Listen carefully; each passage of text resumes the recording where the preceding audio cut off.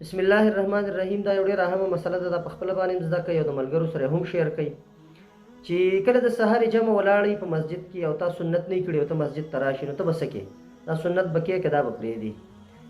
نو په حدیث مبارک کې رسول الله صلی الله علیه وسلم فرمایي چې کله د فرض مونځ جمع ولاړئ او تاسو مسجد ته راشئ نو په دغه ټیم کې هېڅ قسم مونځ نه کېږي، تاسو په جمع کې شریکېږئ.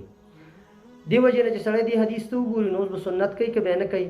نو احناف علما لګېدلي دي او هغوی دا د سهار سنت د دې حدیث نه مستثنا کړي دي او په دې وجه باندې چې په نورو احادیثو مبارکو کې ډېر زیات تاکید رسول الله صلی الله علیه وسلم دا کړی دی په سهار په سنتو باندې چې دا به تاسو خامخا کوئ او هغه ډېر زیات فواید دي. د هغې به انشاءالله په بله ویډیو کې بیا بیانو. خو اوس مسله زمونږ دا ده چې کله سړی مسجد ته راشي او د سنت نه دي کړي نو دی به څه کوي؟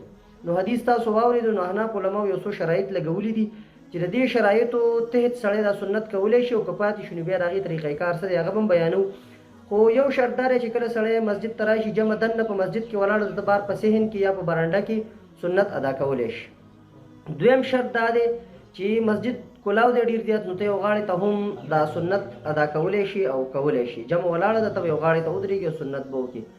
او دریم شرط دا دی چې که مثال په طور باندې تا نه جمع ځي نو بیا به ته دا سنت کې که به نه کوې نو بیا ته سنت نشي کولی، ځکه چې د جمع اهمیت او د جمع فضایل ډېر دي. دې وجې نه ته په جمع کې شریک شي او کله د جمع نه فارغ شوي نو بیا به سنت په دغه ټیم کې کوې که نه د نور خطو نه وروسته به کوې.